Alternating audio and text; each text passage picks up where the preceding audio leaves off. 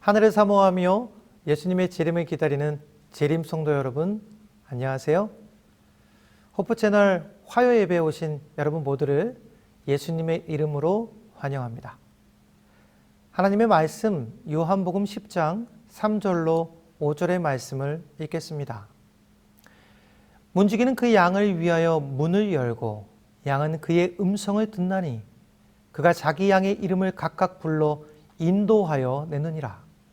자기 양을 다 내어놓은 후에 앞서가면 양들이 그의 음성을 아는 고로 따라오되 타인의 음성은 알지 못하는 고로 타인을 따르지 아니하고 도리어 도망하느니라. 양이라는 동물은 정말 연약한 동물입니다. 주변의 많은 무서운 적들에게서 자신을 스스로 보호할 수 있는 능력은 단 하나도 가지고 있지 않기 때문이지요. 양보다 더 덩치가 작고 연약해 보이는 생물들도 하나님께서 다 자신을 보호할 수 있는 능력을 주셨는데 유독 이 양이라는 동물에게만은 아무런 방어 능력을 주시지 않았습니다. 그런 양들에게 하나님께서 유일하게 주신 힘은 주인의 음성을 구별하는 능력이었죠.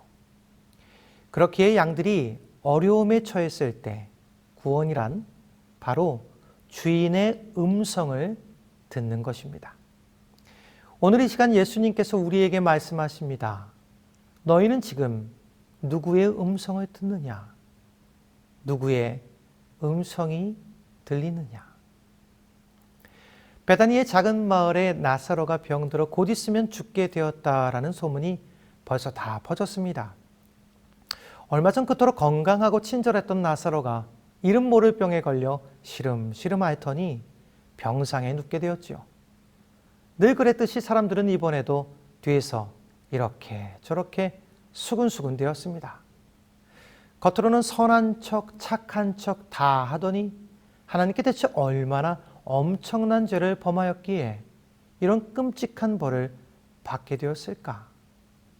그 유명한 예수님과 가장 친했던 나사로였기에 사람들은 이렇게도 말하곤 하였지요. 다른 병자들은 잘 고쳐주셨는데 나사로는 왜 고쳐주시지 않으실까? 얼마 전 예수님께 나사로가 병들었으니 와서 고쳐달라고 부탁을 드렸는데 아직도 오시지 않았다네. 아마 나사로의 병은 고칠 수 있는 병이 아닌가 봐. 예수님도 별 수 없는 모양이야. 병상에서 나사로도 이러한 동네의 소문을 다 들었습니다. 그러나 나사로 그리고 마르다와 마리아는 그때까지도 믿음의 끈을 놓지 않고 예수님이 오시기만을 기다렸지요. 지금 당장이라도 우리 예수님께서 저 문 밖에서 나사로야, 내 친구 나사로야, 나오너라, 내가 왔노라 라고 외치시면 당장 뛰어나갈 수 있을 것 같은데 혹시 이제 죽더라도 우리 예수님 얼굴 한번 보고 죽고 싶구나. 죽어가는 나사로 옆에서 마르다와 마리아는 조용히 그의 말을 듣고 있었습니다. 하지만 그녀들의 마음속에는 예수님에 대한 속상함과 아쉬움이 자리하고 있었지요. 지금이라도 예수님이 이곳에 오신다면 우리 오라버니를 살리실 수 있으실 텐데 그분이 어찌하여 이렇게 늦으시는지, 왜 우리 가정을 잊으셨는지, 얼마나 자주 예수님께서 이 행복한 가정과 함께 평안을 누리셨는지 아마 모르는 사람은 거의 없을 것입니다.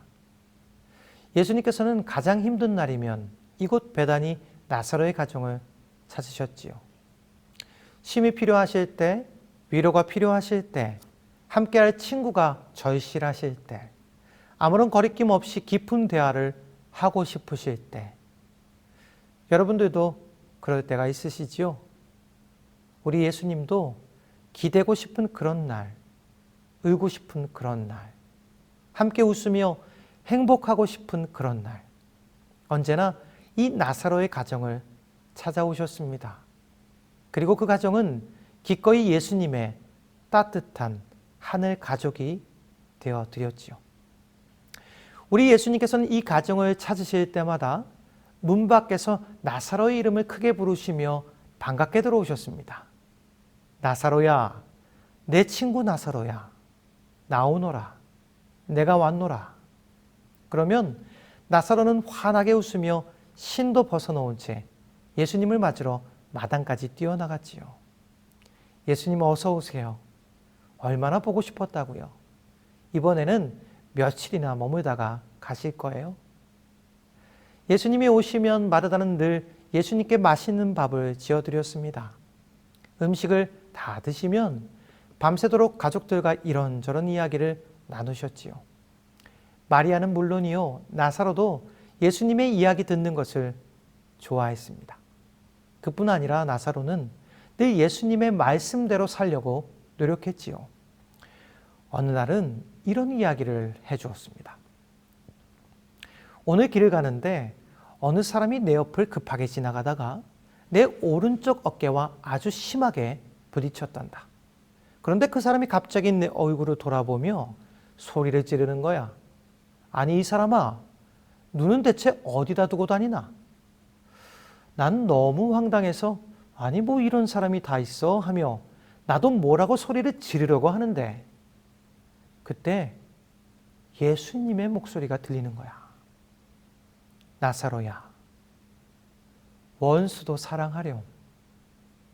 난 너무 깜짝 놀라서 바로 옆에 예수님이 계시는 줄 알고 옆을 돌아봤단다. 근데 아무도 없더라고. 하지만 지난번 우리 집에 오셔서 예수님이 우리에게 그러셨잖니. 원수도 사랑하라고. 그때 나는 그 말씀이 정말 가능할까 생각했었거든. 근데 그 순간 그래, 원수도 사랑하라고 하셨는데 이 정도야 뭐, 이런 마음이 들면서 갑자기 그 상대방이 밉지 않은 거야. 그래서 내가 그에게 뭐라고 했는지 아니? 죄송합니다. 앞으로 조심하겠습니다. 좋은 하루 되십시오.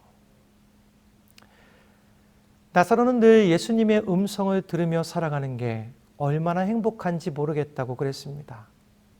몸이 함께 있지 않아도 우리에게 해주셨던 그분의 말씀이 늘 나사로와 함께하고 있다는 것을 나사로는 언제나 느끼고 있었지요. 그래서 나사로는 지금 이렇게 죽어가는 순간에도 예수님의 그 음성이 듣고 싶은 모양입니다. 나사로야, 내 사랑하는 친구 나사로야, 나오너라, 내가 왔노라. 제가 군 제대를 하고 얼마 지나지 않아 무거운 마음을 가지고 시골 아버지가 계시는 곳으로 향했습니다. 아버지는 제가 신학을 하는 것이 처음부터 마음에 들지 않으셨지요. 하지만 그러한 아버지의 마음은 저에게 그리 중요하지 않았습니다. 오히려 그런 아버지의 반대가 있었기에 저는 더 신학을 하기로 결심하였는지도 모르겠습니다. 의무적으로 어쩔 수 없이 제대 후 인사를 위해 아버지를 찾은 거라 그분과 그리 할 말이 많지도 않았습니다. 그런데 갑자기 그분이 저에게 졸업 후 계획에 대해 물어보셨지요. 저는 졸업 후 당연히 목회를 할 거라고 답변 드렸습니다. 그랬더니 아버지는 좀 더 곰곰이 생각해 보라며 목회를 반대하셨습니다. 저는 그런 아버지의 말씀이 마음에 들지 않았지요. 그래서 이렇게 이야기했습니다. 아버지는 제 삶에 그렇게 관여하고 이래라 저래라 말씀하실 자격이 없으신 것 같습니다. 아버지는 저에게 이렇게 대답하셨습니다. 나는 내 아버지란다. 그럴 자격은 있다고 본다. 아버지가 생각하시는 아버지는 대체 뭔가요? 아버지가 대체 저에게 무엇을 해주셨기에 아버지로의 자격이 있다고 말씀하십니까? 아버지는 조심스럽게 이렇게 말씀하셨습니다. 내가 내 학비와 생활비, 이런저런 자금을 도와주지 않느냐? 돈만 주면 다 아버지인가요? 저는 그렇게 생각하지 않습니다. 계속해서 저는 아버지의 마음을 최대한 아프게 할 수 있는 말들을 쏟아내었습니다. 언제부터인가 아버지는 가만히 듣고만 계셨지요. 그럴수록 저는 더욱 강하게 아버지를 몰아붙였습니다. 제 가슴속 한켠에선 이런 생각이 들더군요. 내가 아버지를 이겼다. 제 이야기를 다 들으시고 아버지는 힘없이 이렇게 말씀하시곤 자리를 떠나셨습니다. 아들아, 내 말이 다 맞다. 그런데 그 말을 듣는 순간 제 마음이 허전했습니다. 승리의 기쁨보다는 뭔가 알 수 없는 허전함이 남았지요. 그때 저는 누구의 양이었을까요? 누구의 음성을 듣는 누구의 것이었을까요? 예수님께서는 저희에게 서로 사랑하라라고 말씀하시는데 그치지 않으시고 원수도 사랑하라고 명령하십니다. 그런데 어떻게 하면 우리가 원수를 사랑할 수 있을까요? 우리를 대표하여 나사로가 예수님께 묻습니다. 예수님, 제가 어떻게 원수를 사랑할 수 있습니까? 죄는 미워하되 죄인은 사랑하라. 예수님, 그게 무슨 뜻입니까? 죄와 죄인을 분리하여 생각해야 한단다. 진짜 우리가 미워하고 싸워서 이겨야 하는 적이 무엇인지, 누구인지 정확히 알아야 한다는 거지. 진짜 우리가 싸워서 이겨야 하는 적을 분명히 정확히 알아야 한다고요? 우리가 싸워야 할 적들은 살과 피를 가진 인간이 아니라 육체가 없는 자들이다. 다시 말해서 그들은 눈에는 보이지 않는 세상의 악한 지배자들과 강력한 존재와 이 세상을 지배하는 어둠의 왕들과 영적 세계에 있는 무수한 악령들이란다. 나사로는 무서워하며 이렇게 말합니다. 예수님, 너무 두렵습니다. 제가 어떻게 그런 세력들과 싸워서 이길 수 있습니까? 예수님께서 말씀하십니다. 걱정하지 말아라 나사로야. 너는 내 양이란다. 내 음성만 듣고 나를 따라오면 된단다. 너는 나의 양이고 나는 너의 선한 목자이니라. 예수님께서는 이 시간 우리에게도 똑같이 말씀하십니다. 구원이 필요합니까? 나의 음성을 듣고 나를 따라오라. 너희는 나의 사랑하는 양이요 나는 너희의 선한 목자가 됨이라. 그러나 우리 예수님은 나사로의 죽음의 순간 그곳에 오시지 않으셨지요. 나사로가 죽고 무덤에 장사 지낸 지 3일이 지났습니다. 나사로가 죽기 바로 전 예수님께서는 오시지는 않고 이런 정갈만을 보내셨습니다. 나사로의 병은 죽을 병이 아니라 하나님의 영광을 위함이요 하나님의 아들로 이를 인하여 영광을 얻게 하려 함이라. 그런데 그 말씀이 전달되고 바로 나사로는 죽었습니다. 우리의 믿음이 예수님을 향한 우리의 사랑이 다 버려졌다고 생각될 쯤 예수님께서 드디어 우리의 삶에 오십니다. 예수님의 얼굴 표정에는 항상 나타내시던 똑같은 친절과 사랑을 읽을 수 있었습니다. 그 얼굴을 보니 그리고 주님의 음성을 들으니 참았던 눈물이 다시 흐르기 시작합니다. 주께서 여기 계셨다면 내 오라비가 죽지 아니하였겠나이다. 그러나 나는 이제라도 주께서 무엇이든지 하나님께 구하시는 것을 하나님이 주실 줄을 아나이다. 예수님께서 말씀하십니다. 내 오라비 나사로가 다시 살리라. 나는 부활이요 생명이니 나를 믿는 자는 죽어도 살겠고 무릇 살아서 나를 믿는 자는 영원히 죽지 아니하리니 이것을 내가 믿느냐. 예수님은 마르다와 마리아와 함께 조용히 나사로가 장사되어 있는 무덤으로 가십니다. 그리고 눈물을 흘리시며 저희에게 이렇게 명령하십니다. 돌을 옮겨 놓으라.